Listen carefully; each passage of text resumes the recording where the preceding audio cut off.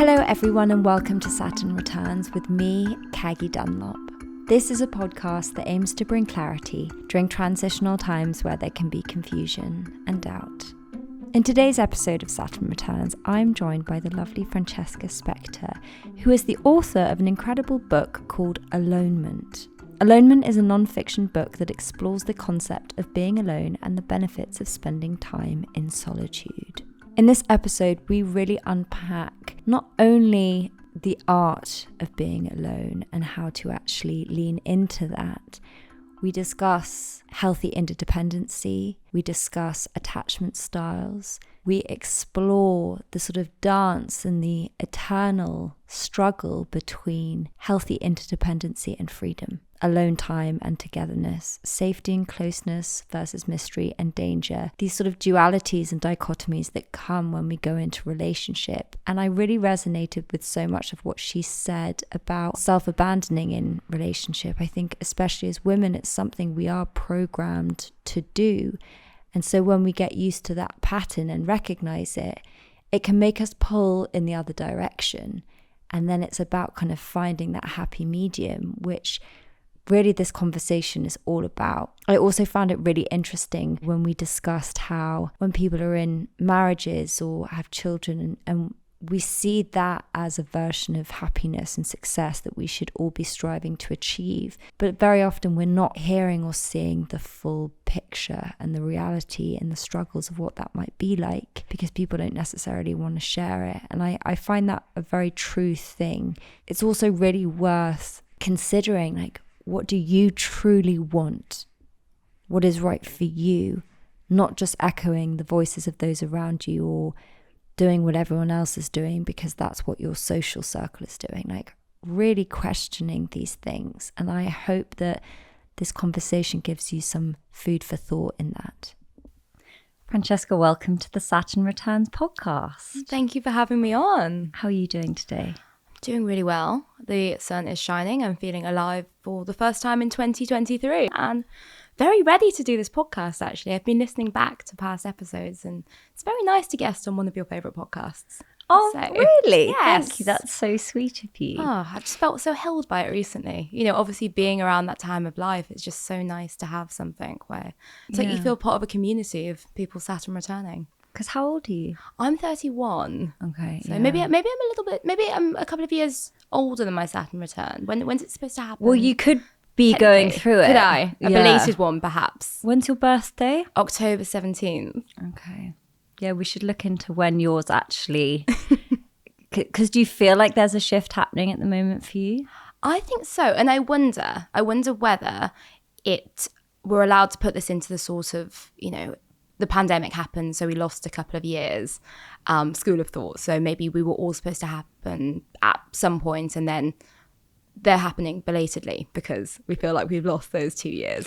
Yeah, well, for the audience that doesn't know, would you be able to explain a little bit about like who you are and what you do? Because I think that it's going to be such an important subject that we're going to be exploring today. So I would love, for you to kind of give a bit of an intro, if that's okay. Yeah, absolutely. So I'm Francesca Specter. I'm an author of a book called Alonement, How to Be Alone and Absolutely Own It. And I host a podcast with the same name, Alonement.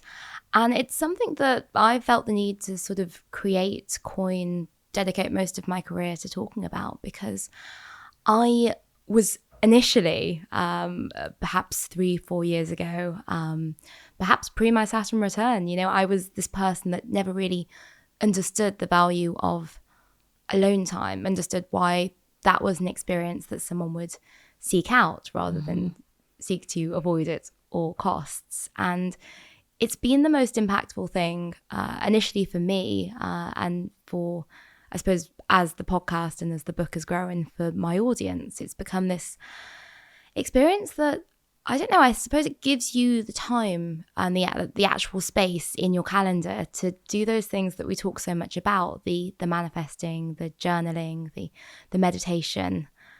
So yeah, I suppose that's really why I think I felt the need to invent that word for it, because I think we say these things all the time, but without spelling it out, you kind of don't almost give that space that much importance. And what was the sort of journey that brought you to that point where you actually started having to kind of spend that time alone? Because it wasn't like you were because I'm someone that's always enjoyed being alone, and I am quite an introvert. So people that know me, I'm the one that you kind of have to like force to get out of the house.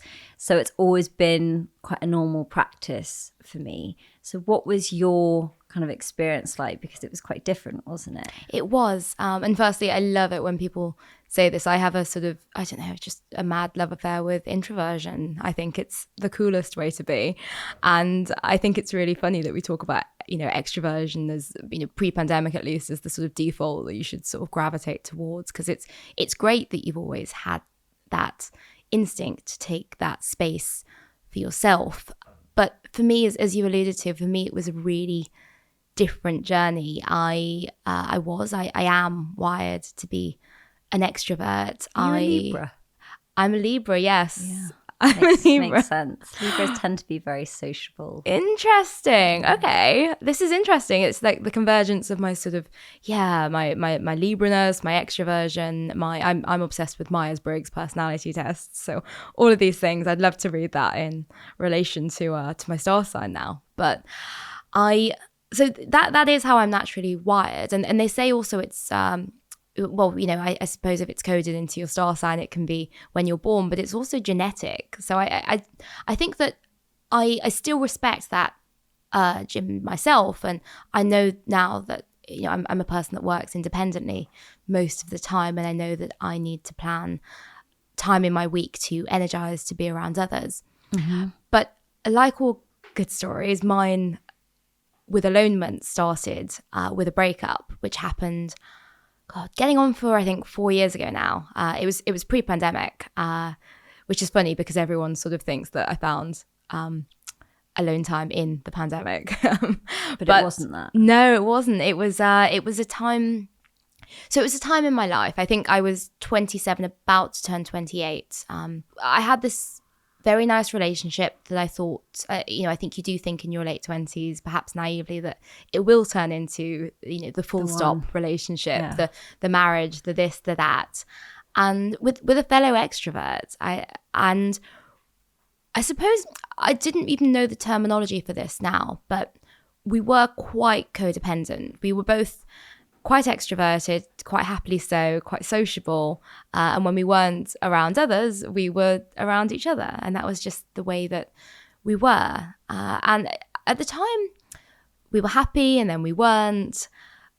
And that, I'm not saying that relationship broke up because neither of us spent enough time alone. But I will say that for whatever reason it did break up, I'm happy it did, because having gone through that and having gone through the breakup, and then this time when I sort of, popped my head above the surface, looked around and realized a lot of my close friends were in relationships, and I was going to have to cope with this, not by always surrounding myself with people to drown out the noise, but sort of going a bit more inwards to process and to heal.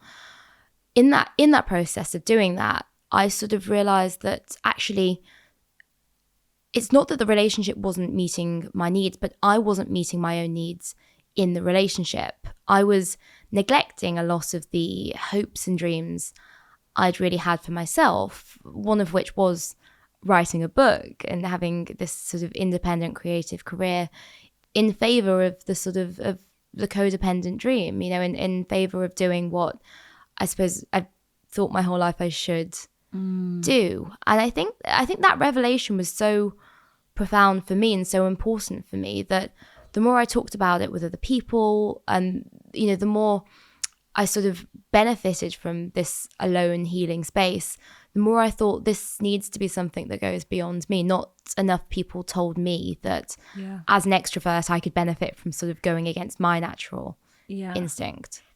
It's interesting you just mentioned something, the codependent dream, which, the way I interpret that is it reminds me of how we're sold this idea, especially as women growing up. It's like the Disney dream, the kind of romanticizing enmeshment in partnership. And as a consequence to that, we often abandon ourselves and our own needs and don't even realize that we're doing it. So it sounds like that was slightly in your experience, right? The relationship kind of became center stage and you neglected aspects of yourself to kind of stay in that partnership.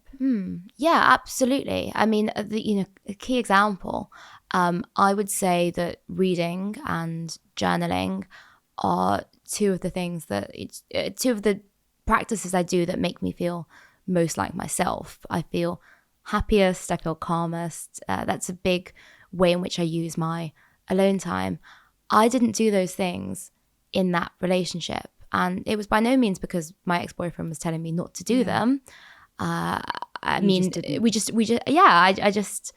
just didn't, and it happens quite naturally. And I think that, journaling, for instance, that can be quite a natural thing to do sometimes. Sometimes it feels like you don't want to do that. So I suppose what you referred to, that sort of romantic notion of being enmeshed with another person, you kind of think, well, I don't need to confront any difficult thoughts because I've got this soothing presence next to me and this sort of cure-all solution to my problems. Of course, it doesn't work out like that, but that's what you romanticize and hope it will be. And you just invest more time and effort in trying to make that work rather than yourself. And also, that a relationship, when it does become codependent rather than two independent, separate people that are responsible for their own healing and in partnership, it's like that enmeshment makes people feel like the other person's responsible for their healing and their happiness and all the things. But you say reading and writing, those in itself sound like quite introspective, almost introvert things to do in itself. So would you say that you are more naturally a kind of extrovert person, or you kind of possess both? Because I always find it such an interesting thing how people like define themselves as one or the other, and what makes someone an introvert or an extrovert. So from your experience, what are those things?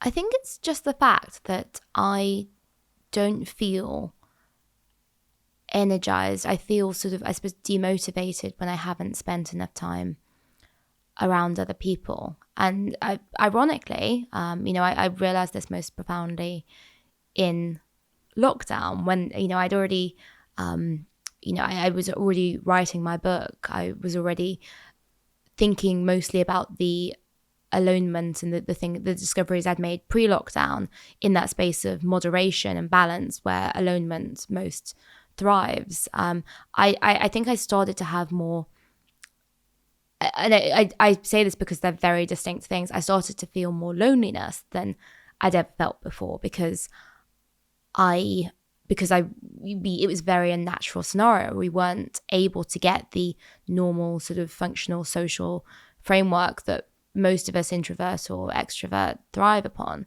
And it was realizing that, and I think it was realizing how impactful it was for me particularly. That reminded me, I am an extrovert, and it gave me more of a, I don't know, it made me believe more actually that we really are wired one way or another. And it does then sound strange when I realize it sounds strange when I say, yes, but, I love reading, I love writing.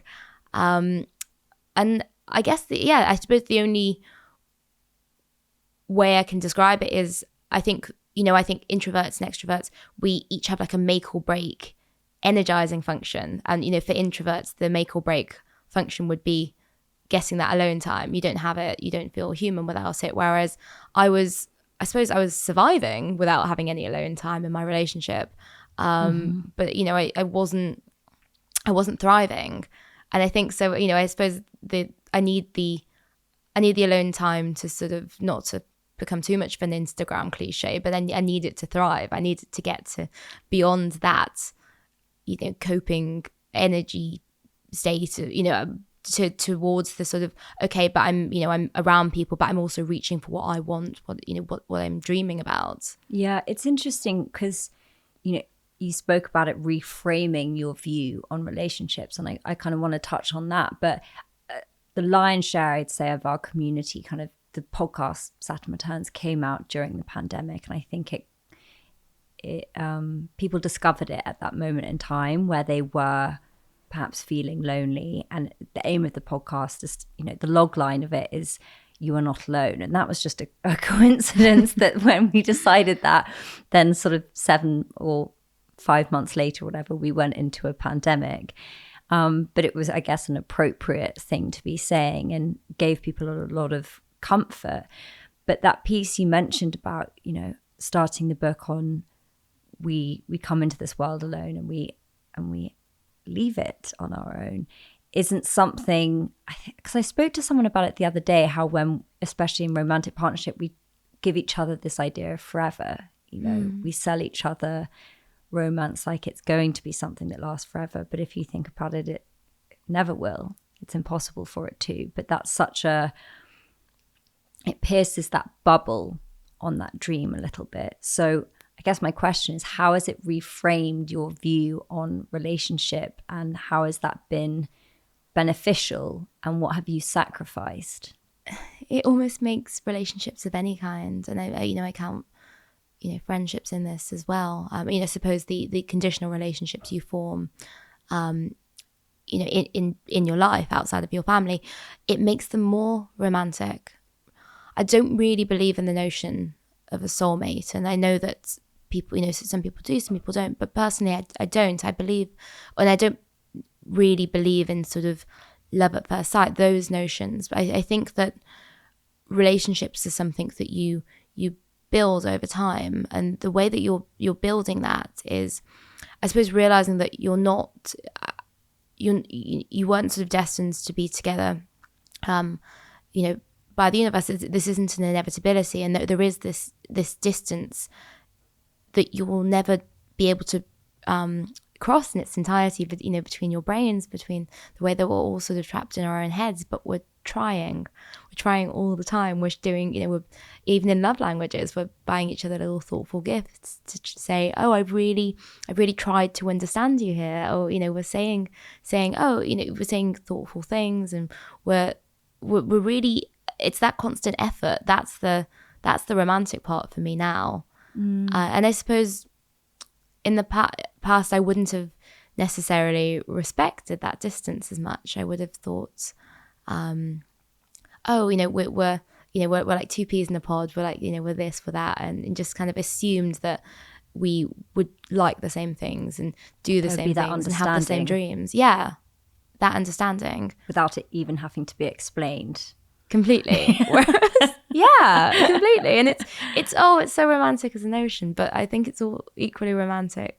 I'm the product of very happily married parents, and it really is in the little things. I don't, they met outside a nightclub in Marbella. I don't think that was a great romantic story, but I think that everything that's happened since then has been. And I suppose, I would have once upon a time gone out sort of looking to meet the one in a bar, but I think that now the idea that you make your one over time, over efforts, and over, the idea of sort of, I suppose, interdependency as opposed to codependency, almost trying to achieve your dreams and your wants alongside each other. You're sometimes very closely together, but alongside each other. That's become what I'm looking for now. And it really, I don't know, I mean, in practical terms, it makes you end up looking for very different types of people. I think that I would have before been looking for someone that I suppose it's that sort of anxious attachment thing. You want someone that can reassure you every second of every day. Mm-hmm. Whereas now, I suppose the huge value that I look for in a relationship is freedom. And I don't mean in some sort of, very Berlin-esque polyamorous setup. I don't mean that. No, but freedom to be your fullest expression of self. That. And, whatever form that comes in. And I am still experimenting. I feel like I've almost gone back to the drawing board in terms of what I want, because I think I have made the mistake perhaps in, the recent years of maybe looking for someone who gives me freedom, but also then coming up against someone being very aloof. And that's not what I want. It's hard to get the balance. Yeah, that is true. So that's a really, in terms of refining what you're looking for, has that been something that's become a practice for you that you go back to and that you're very clear on? I think I'd like to think it was. I'd like to think, we do with the modern dating world of, dating apps, and you probably, I don't know, I don't know if there's any stats on this, but I imagine you end up dating a lot more people than, say, you know, your parents, your grandparents did in that process. You like to think that it's all, even if you're not tracking it on some sort of Excel spreadsheet here, it's all a sort of marvelously tailored process and you're realizing things. I don't know how true that is. I think sometimes there is messiness, there's, you know, the stabs in the dark, but I do think looking back, I see more of a pattern emerging. What is that pattern? I think that for me, I was drawn to perhaps a greater degree of not aloofness. I think the truth of it is, Caggie, that I don't think I was in the past 2-3 years necessarily looking for a long-term relationship. I think perhaps I am more now, although I can't be certain about that. But I think that I almost internalized the sort of the Bridget Jones perception of being single, that it's not intentional, that you can't really just be looking for, you know, fun and romance, but not necessarily anything long term. I never took ownership of that. And I kind of almost wish I had. Well, I think I was probably dating the wrong people, but I don't think that was a tragic mistake. I think there was intentionality there in terms of subconscious intention. Maybe subconscious, but maybe also I don't know, maybe I was looking to have things that were short term. Yeah. Maybe that wasn't I suppose even as a woman, I think as a woman, maybe in your early 30s, that's almost a sort of forbidden thing, right? To date and not be dating intentionally. And I don't think I was dating intentionally. And I think now actually that was okay. Yeah, 100% that's okay. I'm curious to know, because it sounds like obviously you did a lot of reprogramming around your relationship to relationship, and then, you know, found this whole thing that's become this brand and this book and this podcast and this idea of alonement. But how much of that then becomes entangled with your sense of identity, and how much of it then made you sort of, and I'm speaking from also my own personal experience here, because I think often if we recognize that in relationship, perhaps we lean towards codependency or enmeshment, or we self-abandon. And then when we are single and we, you know, feel much more rooted and anchored, and then things start flourishing in our careers, in our personal life, in other aspects, and becoming more full, then on some level we can view a relationship as something that will actually take away from our autonomy, that actually it will pull from our independence. And what's that kind of journey been like, of like balancing those things out with a new sort of awareness around what kind of partnership you want to call in? I think it's funny, only as you're even saying that, I think perhaps that was where I was at. The idea that a relationship was a trap, or could be in that period of my life. I think actually, you know, giving myself that time to just sort of enjoy it and say, okay, this might not be a relationship year, although that's probably the most surefire way to find, you know, mean that you you end up in a relationship on January the 1st, you know, that's, but I think, I think that was maybe something I was thinking for myself. And I think it's, you know, there's no perfect solution. I think that relationships are a surrender, but they're a necessary one. And they can also represent freedom in their own way. And I suppose that's how I've sort of rebranded that or reframed that for myself. And they can be, because I think that, you know, I alluded before to, you know, the sort of bizarrely kind of everlasting Bridget Jones factor that we still haven't quite grown out of as a society, where you sort of, you know, judge yourself and question yourself for being single. And I think sometimes a nice thing about being in a relationship is that you're not worrying about dating. You're not worrying about what do you have to say to people at parties. And no, that's not something you should tailor your whole life around at all. But it's a nice thing. It's a freedom, not having to worry about that part of your life, not have to have that Thursday night dating schedule. It certainly is. It's much nicer to spend it with someone that you care about and you're thriving with. And also, I guess on a deeper level, that a relationship can be a container for your fullest expression. And like you mentioned a second ago about cultivating independence within the context of a relationship, so both people feel a sense of freedom rather than it being restrictive in any way. But you mentioned the Bridget Jones thing a couple of times, and I want to get into that because, you know, the majority of our listeners are female, and they are, you know, mainly 25 to 35, but of course we have listeners that are older and younger than that. But there's a particular narrative around sort of women in their late 20s to early 30s, and it can be, I think, quite corrosive because it's this sort of, if you aren't in a relationship, that there's something wrong with you, like you have a missing piece. And so I get so many messages from women in their late 20s saying, oh, I've just broken up with someone after 5 years and I'm terrified about being alone, and I thought this was going to be my person, and I don't know what to do, and I'm, you know, 28, 29, and I'm terrified. And I just think that's so sad that people feel that way, that women feel that way, because they have so long to figure that stuff out, and also to recognize that a relationship isn't the be all and end all. But at the same time, I do understand there are very real pressures, and, you know, what it always comes back around to is like that narrative of the biological clock, that we have to kind of find someone that we want to spend our life with, and then, you know, get to know them for a period of time and then figure out the rest. But what's your experience been like in terms of reframing that, and what would your advice be for people that are feeling that fear around being alone? Yeah, it's funny, isn't it? You kind of, it's so bizarre how you can feel that pressure at the age of 28, whereas, you know, you and I looking back now, we're like, that's crazy. It's so young. I think that we are relational human beings. You know, as I alluded to before, you know, the pressure sometimes to be in a relationship. One of the nicest things about being in a relationship, as trivial as it sounds, is not worrying about it, right? But for me, the most healing thing has been having a diverse group of friends in terms of age, relationship status, all of the life choices. Because even the biological clock, I think that's really interesting.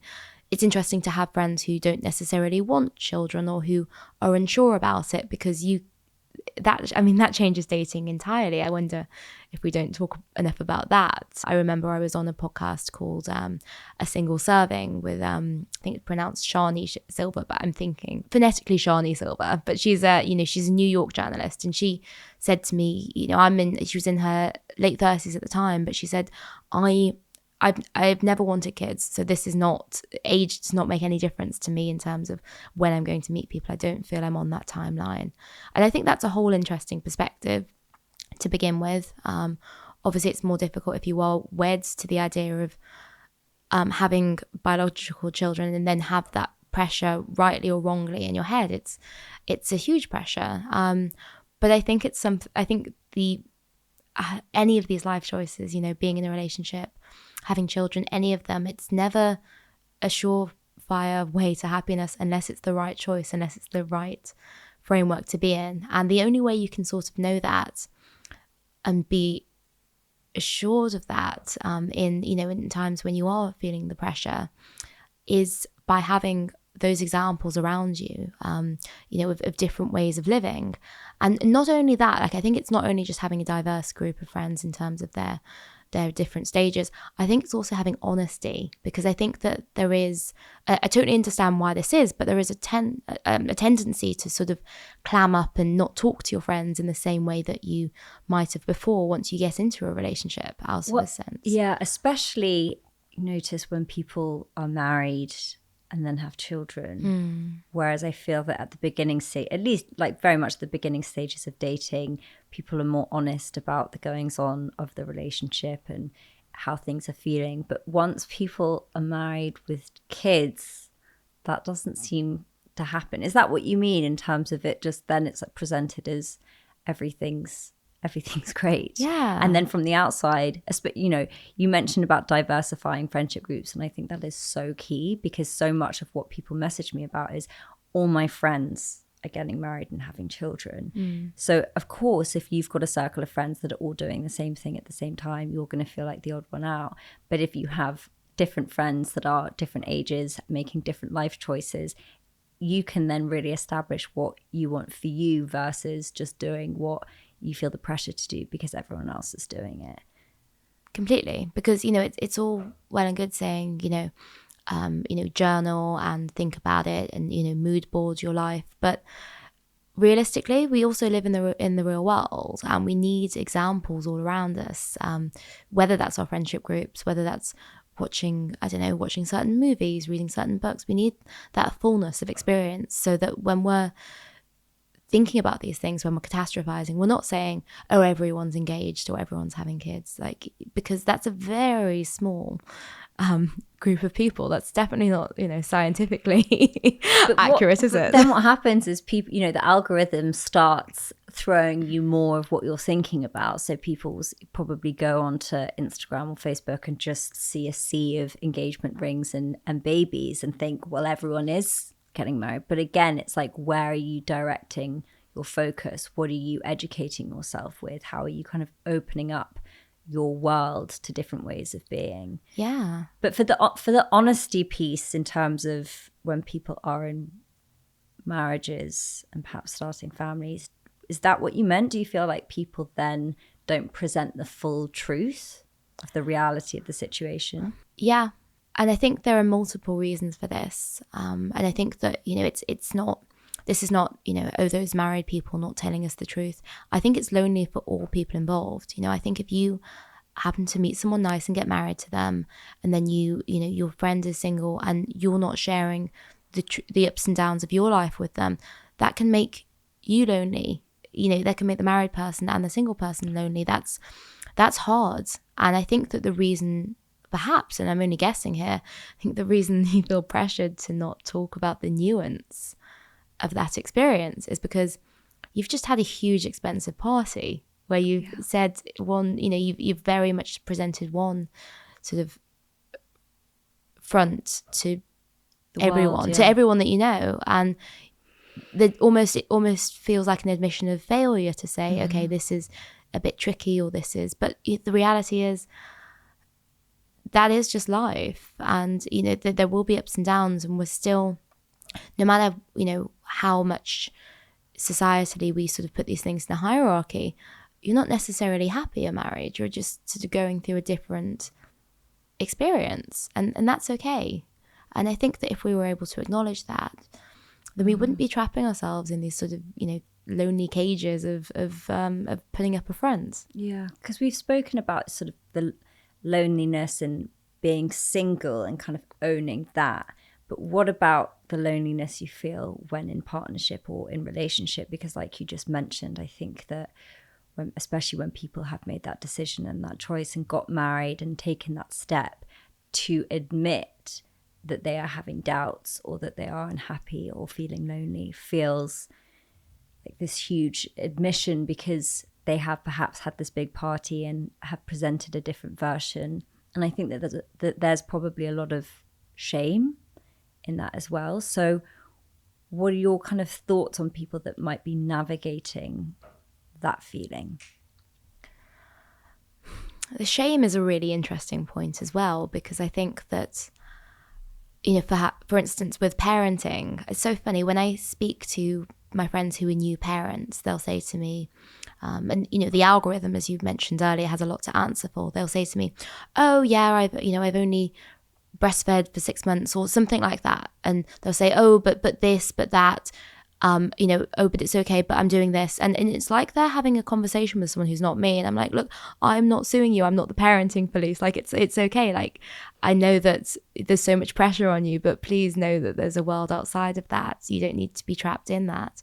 And I think sometimes the loneliness and the shame can come around that feeling that you're in this new role and you're trying, you should be being a certain way, and you're scared that you're failing at it. You're scared that you're failing at it. And it's all these life stages can be really, really lonely if they're not approached in that way, where you are sort of allowed to be a bit allowed to be a bit gentle with yourself, so you're not feeling lonely, and allowed to be honest about it. So I mean, it's difficult, isn't it? And I think it's funny how there is this odd hierarchy where And my friends in relationships don't do this because they're wonderful, but there is this sense that, oh, if you're in a relationship, if you've bagged a man, if you've managed to do that, you get to advise single people on how to do that. It's really funny, I'm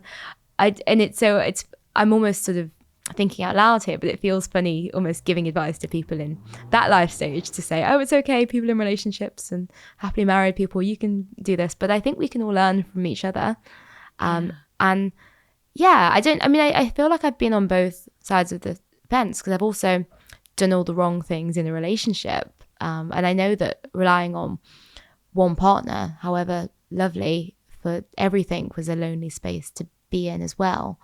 And I suppose my dispatch from this time of my life, when in many ways I feel more held and more loved and more full, I suppose, in my richness of different kinds of relationships than ever, is that, you don't have to get everything from one person. Opening up is incredible. And, if you surround yourself with close friends, because I know it's in vogue to talk about that a little bit more, but we haven't previously, in previous sort of decades, talked about the importance of friendship.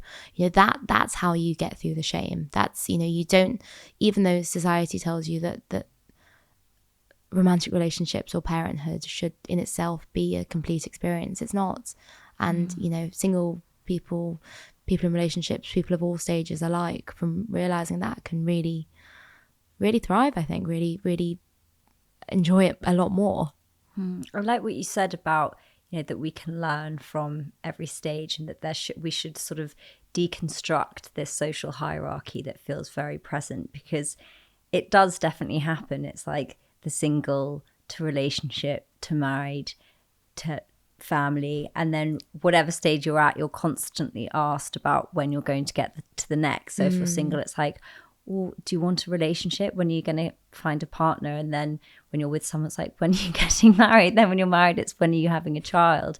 And it does then create this constant feeling of, you need to get to the next stage. But then when you are at the next stage, you're compared and you feel like you're in competition. And I don't know it because I'm not there yet, but I've heard from people when they have kids, especially, suddenly, all the things that they aren't doing right, and this very competitiveness that comes from other mothers often of, oh, you've gone back to work very early, that's very odd, or you haven't gone back to work, and that's very, do you know what I mean? And it sort of feels like we're damned if we do and we're damned if we don't. So I love what you said about being able to learn. And what would your advice be for people catching themselves before jumping into that hierarchy, whether that's feeling, oh, I'm single, therefore I'm lower down, or, oh, I've got a relationship so I can dish out advice?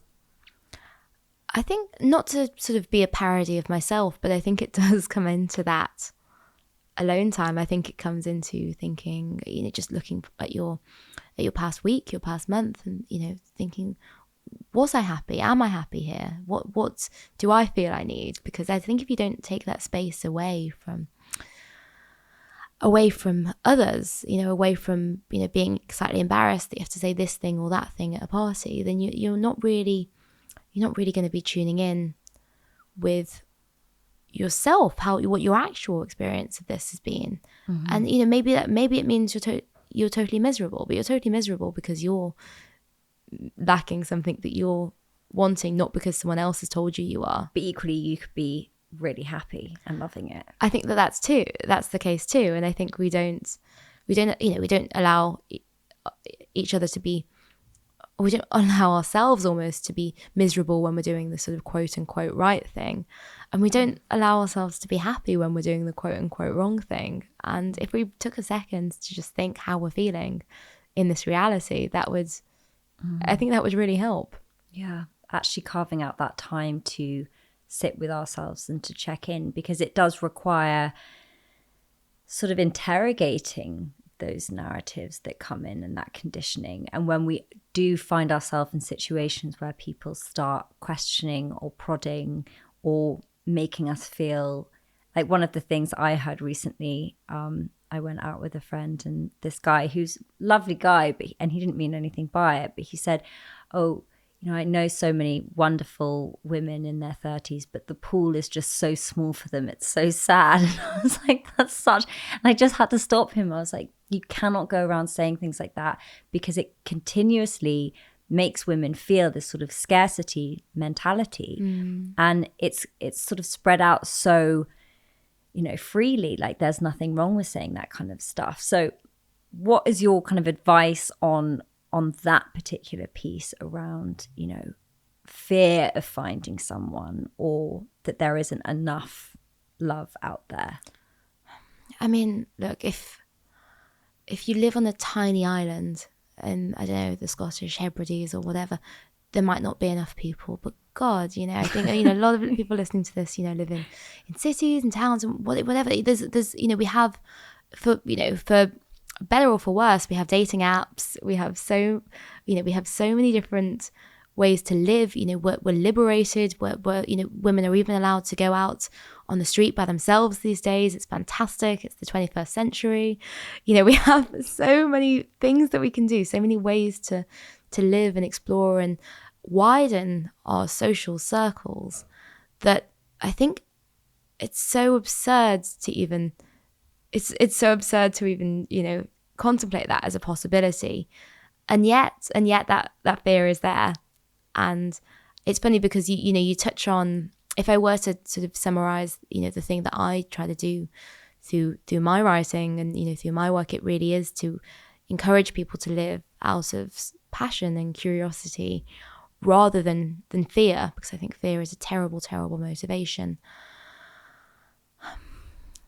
I think it would just be acknowledging that those statements are scary. As you've said, it's scaremongering, and that in acknowledging why they're scary, but knowing that that's not fact. And I suppose also questioning why people say this, because I think anyone encouraged to make that sort of statement, maybe there's an insecurity there. Maybe that's I don't want to sort of badmouth this stranger that sort of you and your friend met in the pub, but I think that when people say those things, when people say these statements that try and make the world small, that could be a feeling of like almost wanting that to be the case, almost wanting to think that these empowered 30-something women with great lives, should be so lucky to go out with them, and I think there's a misogyny. Yeah.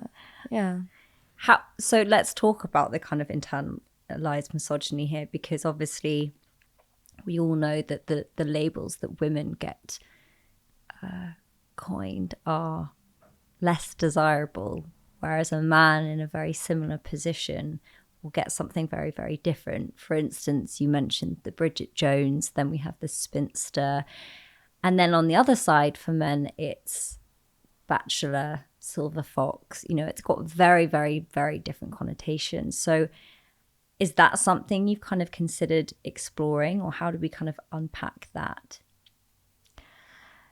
It's funny, I'm thinking about the sort of etymology of misogyny, and I'm thinking how the root of it is based in fear, right? It's the fear of women. It's not it's not just despising women. It's really a sense of fear. And I wonder sometimes, how if a child comes last in a race, they'll sort of get a badge for trying, or you'll give them consoling words. You'll say, you were this, you were that. I wonder if there's almost a sense of like, why are we so forcefully branding single men in this positive way, and why is there so much desire to make single women feel bad? Is it because open question here, is it because a single woman in the 21st century is such a powerful thing? Is because it's such a who's powerful, content rich with her experience, life, regardless completely. of a man. And increasingly, I think that there's some conversation recently around how there aren't enough, and there aren't enough resources, like your wonderful podcast, directly for men. There's not enough support. I think it's much more difficult for men to be single. I think there was a study not too long ago about how men are more lonely when they are single. And I think that the stats speak against the sort of the narratives that get thrown around. That's interesting. Yeah.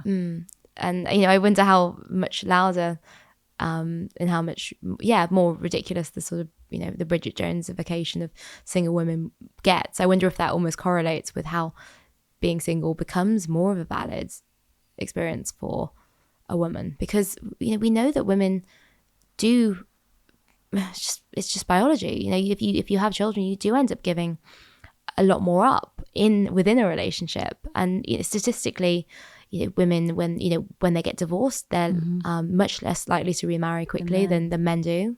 Are we powerful beyond our might? When we are single as women, is that something that we're missing here, and is that why there's such an outcry against that? And I think we forget to even contemplate that might be the case. Possibility. Yeah. So that kind of naturally leads me towards, how we cultivate a life for ourselves independently, for those kind of listening and feeling that void, perhaps a relationship has ended, or wanting to just embrace life in its fullest, regardless of a relationship at this stage. What would be your advice for someone to do that? I mean, voids get a bad reputation, right? I like to think... I call it the fertile void. I always think, I think voids, it's like, you have to plant the seed and wait for it to grow. And there's a necessary void and a space, like the in-between, when you're kind of about to become the person you're supposed to be, and you have to trust that space. Yeah. Oh, I love that. The fertile void. Yeah. And, I guess, you sort of fed me my answer there, and I love it. It is, it's that fertile space. It's that, it's that blank sheet of paper, and it's so exciting, terrifying, but terrifying and exciting often go together. And, I think, we talk about things like, manifesting, we talk about mood boarding. I think, it's a time to really lean into that stuff and think, what could life look like? Because that is a big window of time you've just been gifted there, when you're newly single. And I think also just having conversations with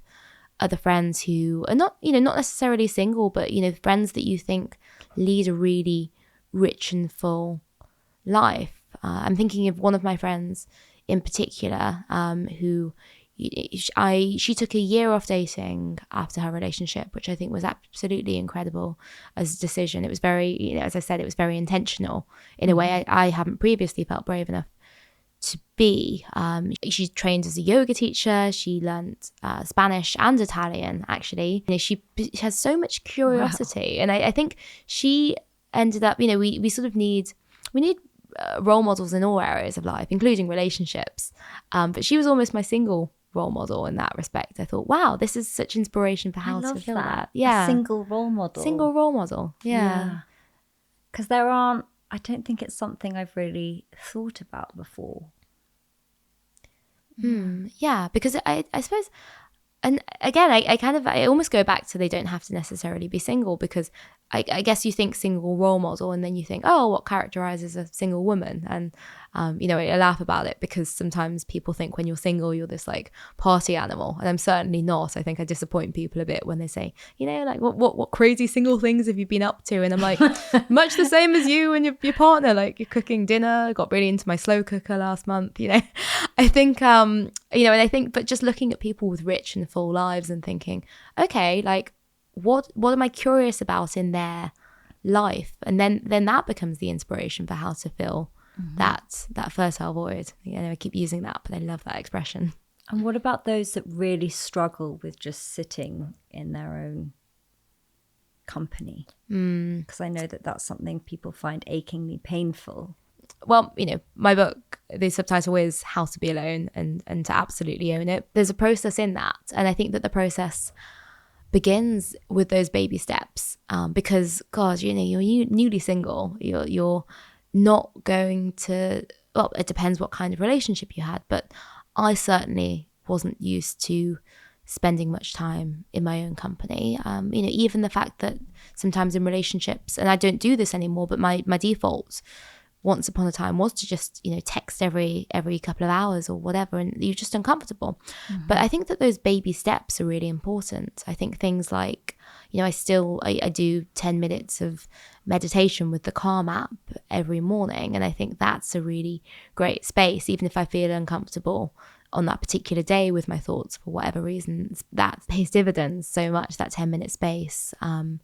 Or, you know, going out for a coffee by yourself. It doesn't have to be taking a solo holiday. It can be as radical as a small coffee and, you know, looking around you and thinking, just almost being reminded sometimes of like just the different people that are out there. Some are alone, some are in couples, it's really wonderful if you go out there actually and see a bickering couple because you think, I don't miss that. But, you know, just reminding yourself, just being out, developing that level of comfort in your own company at home, in your own company outside. And also romancing yourself, you know, knowing that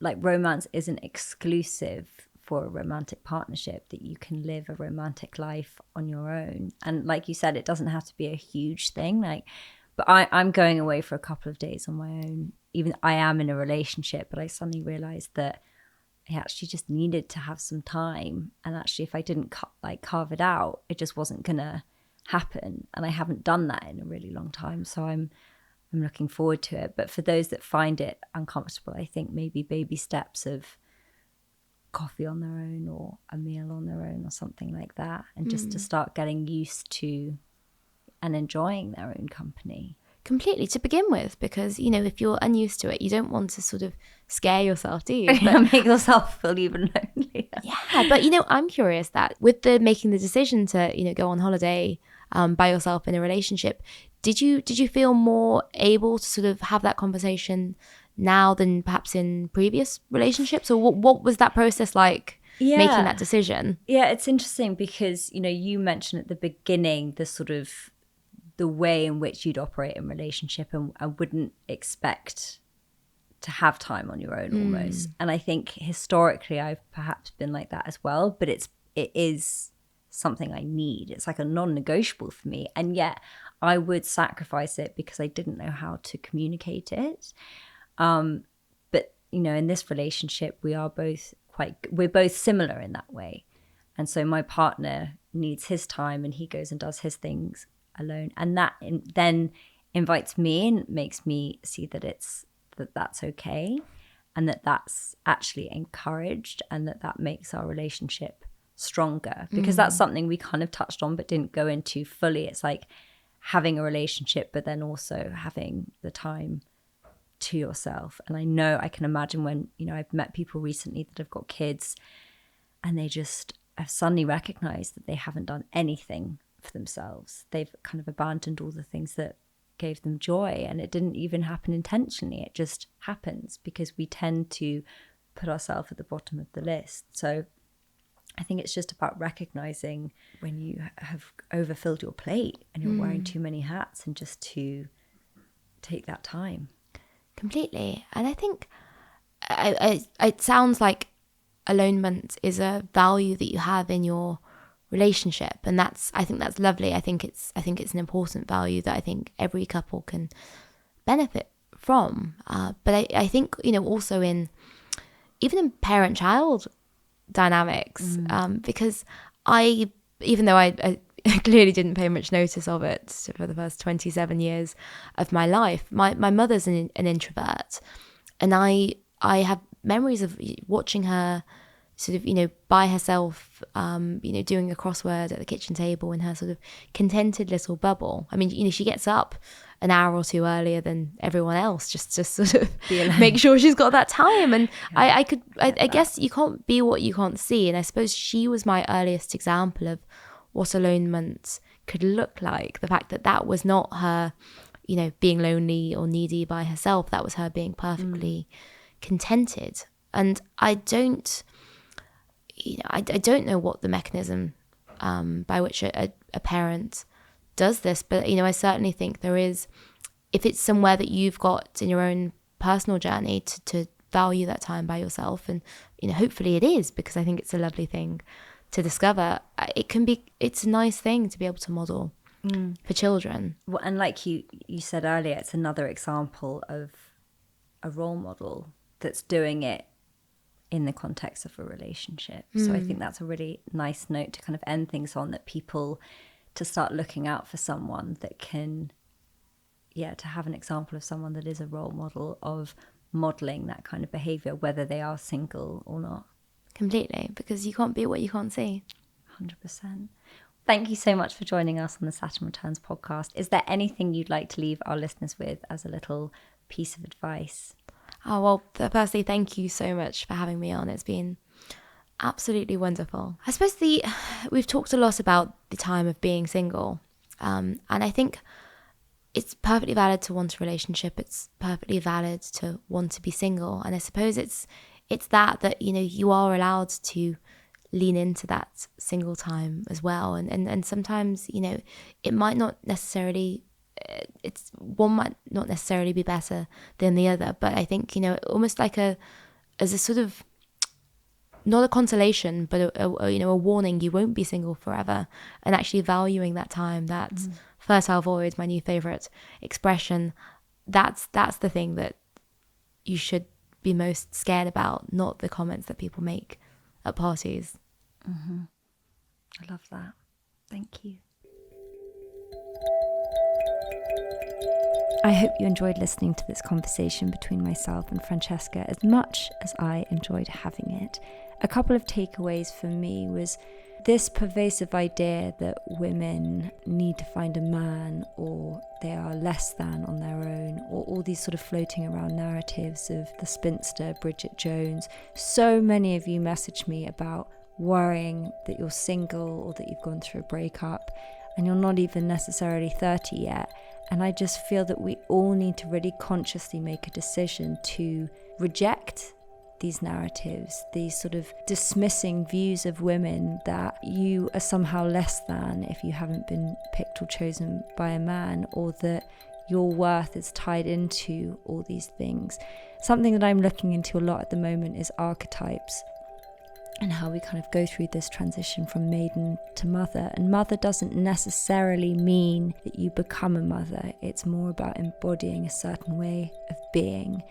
I believe our society values the maiden, a patriarchy that wants us to stay malleable and moldable and to be impressionable. And I think that, like Francesca said, and also we've had it on other episodes this season, there's this fear around a woman in her power, and often that comes when you are through your Saturn return, when you've kind of initiated through these stages and you know who you are. Yet paradoxically, society will try and discard you for those very things. And it's something that I feel very passionately about. And I think we all need to do our bit in reframing and supporting and encouraging each other. So I hope you found this useful and that it's made you feel comforted in whatever you're navigating. And to, master the art of being alone, because the relationship with yourself is the most important one you will ever have. And on that, I will leave you, and I hope that you will join me again next week. Thank you so much for listening, and as always, remember, you are not alone. Goodbye.